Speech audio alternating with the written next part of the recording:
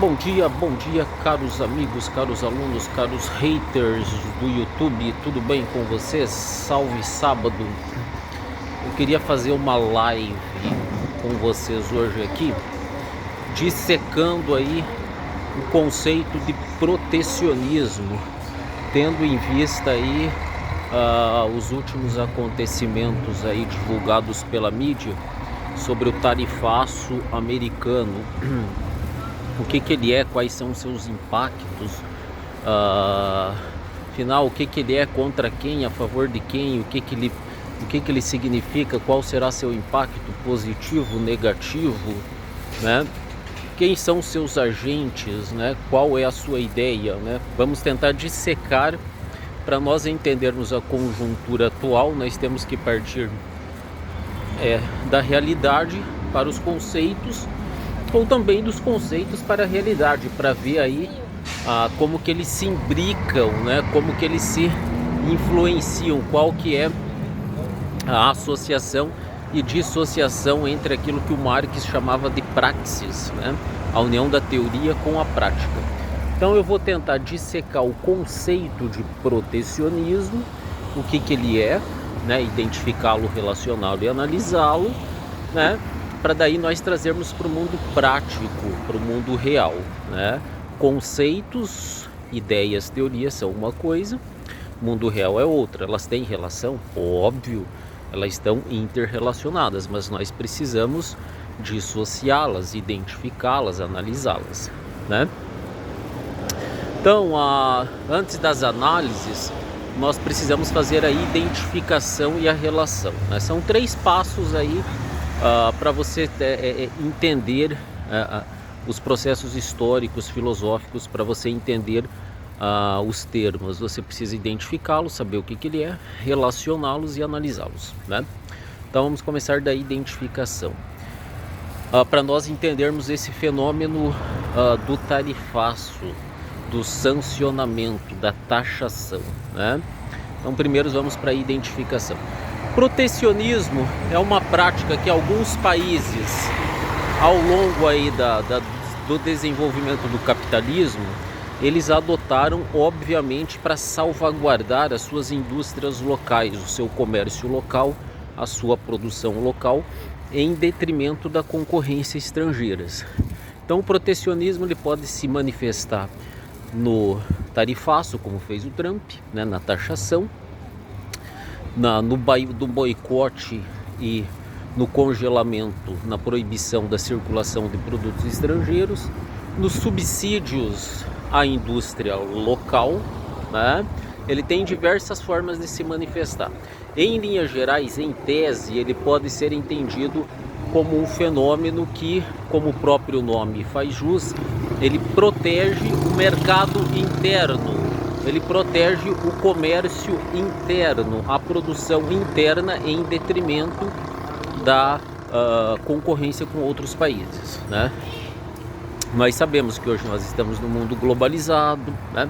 Nós sabemos que o pioneirismo do liberalismo foi a Inglaterra, alguns países da Europa e, sobretudo, os Estados Unidos da América, né? O país que sempre se arvorou, né, em ser o país mais liberal do mundo, mas que agora está fazendo um protecionismo, né? O protecionismo ele é adotado por diversos países do BRICS, por exemplo, o Brasil é um país muito protecionista, a Índia, a China, a Inglaterra sempre foi, né? Inglaterra e Estados Unidos apregou um livre mercado para os outros, para os mercados que eles querem abocanhar, e obviamente protegem os seus mercados, né? Obviamente, então nós identificamos o conceito de protecionismo. É quando um país quer subsidiar a sua produção, o seu comércio, a sua economia, o seu mercado interno, dificultando a circulação de mercadorias e serviços advindos de outros países, né? Ok, esse é um passo para nós entendermos o que é protecionismo. Esse tarifaço, essa taxação, ela está dentro desse viés, desse conceito histórico e filosófico denominado protecionismo. Então nós identificamos, né, sabemos o que ele é. relacioná-los no espaço e tempo. Ele tem raízes muito antigas, talvez antes da formação dos estados nacionais no século XV ou XVI, né? Ele já foi praticado pela China, que protege seu mercado interno através de subsídios às indústrias locais, a taxação de produtos internacionais. Ele é feito pela Índia, pelo Brasil. O Brasil tem um alto índice de protecionismo, né? Ele sobretaxa e sobretaxa muito, ainda mais agora com o Taxad como ministro da Economia, os produtos internacionais, né? A Inglaterra fez isso muito, Estados Unidos, né? Quer dizer, eles apregoam o liberalismo para os outros, para eles protecionismo. Eles não são bobos. Eles não são bobos, eles nos querem bobos, né?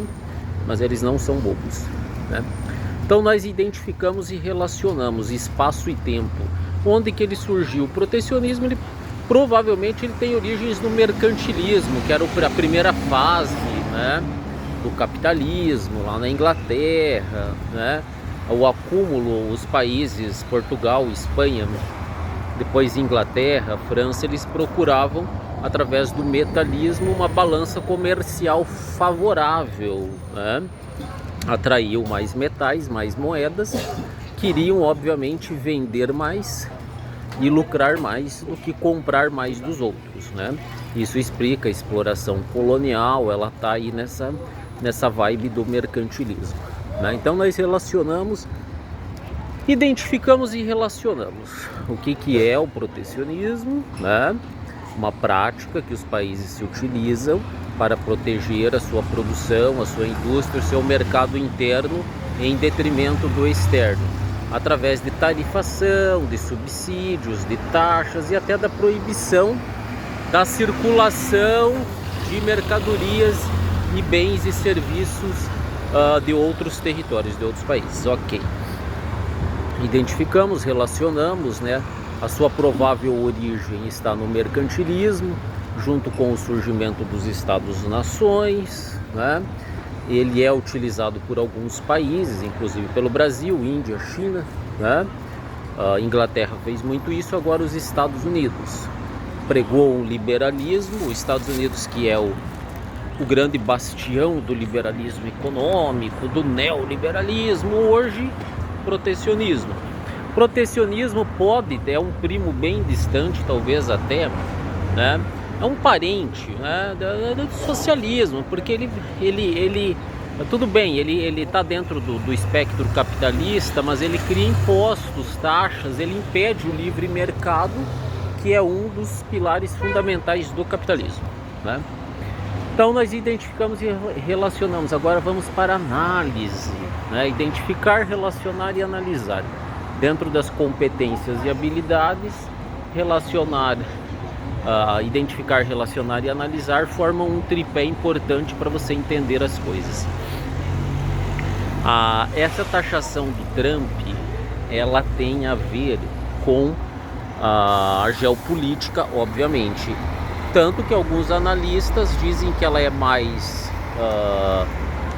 uma medida política do que econômica. Aí nós vamos entrar aí entendendo aí quem é o PT, quem é a direita nacional, quem é a direita internacional, quem são seus agentes, em nome do que eles agem, quais são seus modus operandi, contra quem e a favor de quem, né? Então nós temos o governo, nosso mandatário, que capitaneia a esquerda, os diversos espectros da esquerda, né? Comandado pelo mandatário Luiz Inácio Lula da Silva, que seguindo o roteiro anti-americano da esquerda desde da queda da União Soviética, né, é apregoado um anti-americanismo, né, tudo isso substanciado, legitimado pela união que essa esquerda nacional tem com o eixo das ditaduras China, Irã, Rússia. Inimigos comerciais e geopolíticos, obviamente, né, guardadas as devidas proporções, dos Estados Unidos da América. Então o nosso mandatário, ele seguiu a receita de praxe, ele se une às ditaduras, né, e levanta bandeiras anti-americanas, né? Bandeiras anti-americanas. Esses fatos podem ser comprovados pelos discursos proferidos em público que o Lula faz, dizendo que o Trump é um fascista, pela validação de navios iranianos que são inimigos de Israel, que são parceiros dos Estados Unidos, da qual receberam guarida aqui na costa brasileira, né? Você pode consubstanciar o fato do anti-americanismo e da união da esquerda brasileira aos eixos da ditadura no fato de que a nossa Suprema Corte vetou algumas empresas de tecnologia americana, o que o Trump usa como desculpa para dizer, olha, vocês estão tolhindo a nossa liberdade de expressão e sabotando as nossas empresas, né? Dificultando a nossa balança comercial, dificultando a nossa liberdade de expressão, né? O Trump mentirosamente diz que a balança comercial com o Brasil é deficitária para eles, o que é uma mentira. Eles têm superávites primários, né? Porque o Brasil exporta commodities e eles nos vendem a tecnologia, né? Então, por que essa medida ela é desastrosa, né? Não só pelo fato do mandatário Luiz Inácio Lula da Silva se unir às ditaduras, ao eixo das ditaduras Irã, China e Rússia, mas também pelo fato de que na estratégia econômica que nós temos, que é exportar commodities. O que são commodities? São bens primários: petróleo, aço, trigo, laranja, alumínio, minério, café, né? Agropecuária e por aí vai, né? E nós sermos dependentes da tecnologia da qual os Estados Unidos da América são pioneiros e estão anos-luz na nossa frente, né? O impacto é muito óbvio, o impacto negativo, né? Na sua maior parte, embora haja aspectos positivos também, eu já vou explicá-los, ele é catastrófico, porque é um jogo de matemática elementar, economicamente falando, não geopoliticamente falando. Você vai exportar commodities que serão superfaturadas, taxadas. O que vai acontecer? Vai aumentar o preço para eles, vai diminuir a compra que eles farão desses produtos. Diminuindo a compra, obviamente tudo é cambiável pelo dólar, trocado pelo dólar, né? Entra menos dólar no nosso país. Entrando menos dólar, aumenta o preço do dólar. Significa que tudo que nós comprarmos em dólar ficará mais caro, e nós não comemos dólar, nós respiramos dólar, né? O dólar está desde dos combustíveis e das peças lá daqui que produzem a agropecuária, né? Lá na lavoura que produzem os alimentos, até a indústria que produz os bens de consumo, até a locomoção que nós temos todo dia, né? Até os chips e os produtos tecnologicamente superiores que os Estados Unidos não vendem. Então nós não comemos, nós respiramos dólar, né? Quase tudo, ou melhor, uma boa parte da nossa economia é dependente dessa relação entre o real e o dólar. Então isso é catastrófico de primeira, né? Nem vamos entrar na questão dos investimentos, né? Se você compra briga com uma superpotência econômica e bélica e principalmente tecnológica, né? Você tem muito mais a perder, né? Esse é um ponto crucial na discussão econômica, né? Quando nós vamos para a discussão política, o Trump usa a ideia de que o Brasil persegue um ex-presidente, o acusa de tentar dar um golpe, né? Diz que nós não respeitamos as manifestações e espectros políticos do nosso país. Ele usou isso como uma desculpa, né? Na verdade, ele pouco está ligando para Lula e Bolsonaro. Ele está pensando, né, no slogan da sua campanha, América Grande novamente, né? Os americanos sempre tiveram essa história da América para os americanos, América Grande novamente, o povo escolhido, né? Desde lá da época lá dos Founding Fathers, das 13 colônias, né? Então, os impactos, obviamente, eles são drásticos. Na sua maior parte, 80% negativo por uma questão do dólar, da flutuação do dólar. Se tem menos exportações porque ele tarifou, ele sobretaxou, vai entrar menos dólar no Brasil, o dólar vai subir.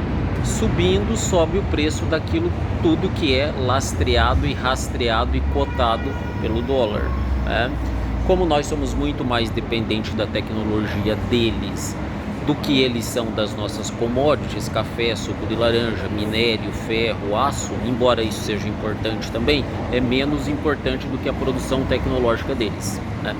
Então, nesse sentido, somado ao fato dos investimentos, né, óbvio que você tem um efeito imediato, o dólar sobe, as ações na bolsa caem e aquilo que é derivado dessa cadeia produtiva tem um prejuízo imenso, né? Partindo por uma análise mais complexa, você pensa que eles são inimigos ou que eles são amigos? Eles são parceiros, né? Você pensa que Lula, Bolsonaro, Trump ou Joe Biden, ou quem quer que seja, eles fazem isso impulsivamente, sem pensar nas consequências? Não, necas de pitibiriba. Tudo isso é milimetricamente calculado.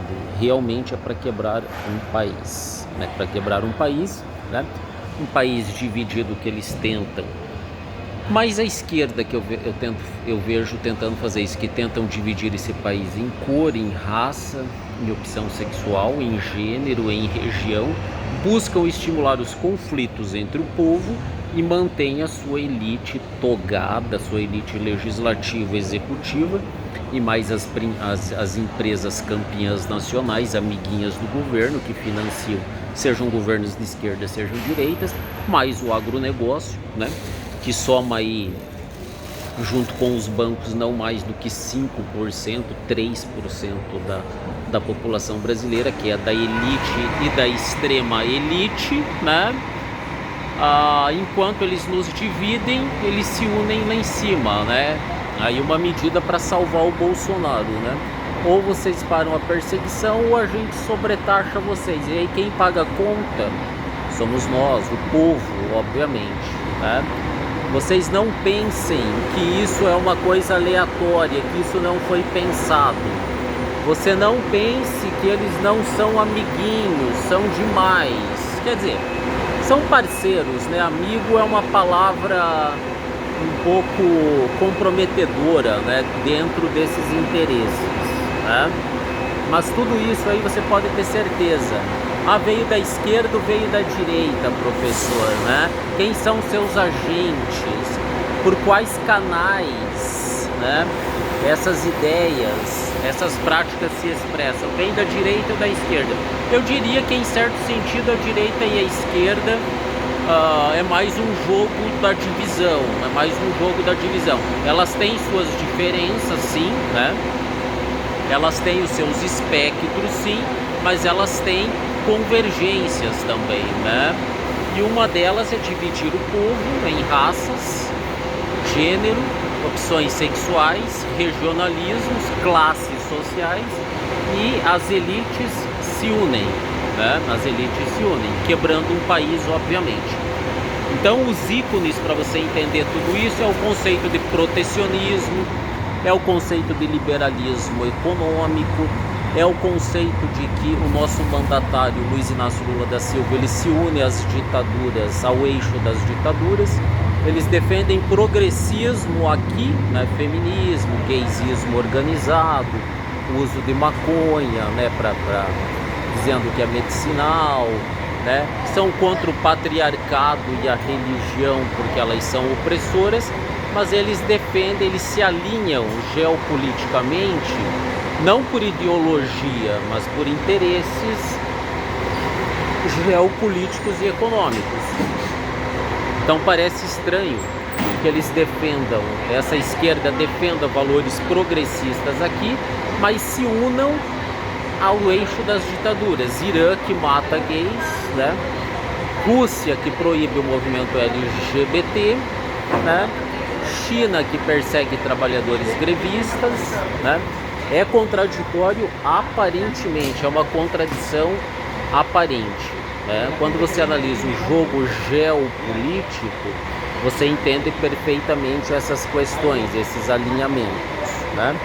Então, entender o protecionismo, o liberalismo econômico, o jogo geopolítico, né? E entender principalmente que tanto o Lambão, descondenado, né? O criminoso que voltou à cena do crime, quanto Bolsonaro, né? Que fazia discursos contra o comunista, mas negociou com o comunista a rodo, né? Com empresas comunistas chinesas a rodo. Entender que Trump, Bolsonaro, Lula são duas faces da mesma moeda, embora pareçam muito diferentes, são mais semelhantes do que você imagina. É fundamental para você entender onde é que nós estamos e para onde nós estamos indo, né? Para a quebra total de um país, né? A quebra total de um país. Ah, mas professor, mas se não vender para lá, o agro vai ter que vender aqui e pode baratear algumas coisas. Verdade, verdade. O diabo nunca faz tudo de ruim, ele tem que deixar alguma esperança boa para você. Aí baixam os preços, só que sobe o dólar. Aí o real se desvaloriza, obviamente, cai o preço de algumas mercadorias e sobe a de outras, inclusive a da tecnologia, que regula a nossa internet, né? Os satélites aí que regulam as nossas transmissões, a Starlink do Elon Musk, né? Que adianta, né? Mostrou o dedo do meio aí na sua magnífica diplomacia. É complexo, pessoal, a coisa é grave, não brinquem, não acham que a vida é tão simples quanto a Globo tenta nos faz entender. A Globo é alinhada ideologicamente, ela recebe subsídios governamentais, né? E do Lula recebeu muito, por sinal, via BNDES, né? Estadão e Globo também são anti-Bolsonaro. O Bolsonaro, com todos os seus defeitos, né? Em muitas coisas eu não gosto dele, ele era meio antissistema também, né? E então fica a dica, pessoal, estuda esse conceito de protecionismo, de liberalismo econômico, de Constituição norte-americana, de Founding Fathers, do eixo das ditaduras da qual o PT é alinhado. Estudem, né? Vamos da teoria aos fatos, ou dos fatos às teorias, como diria Antônio Gramsci. Valeu!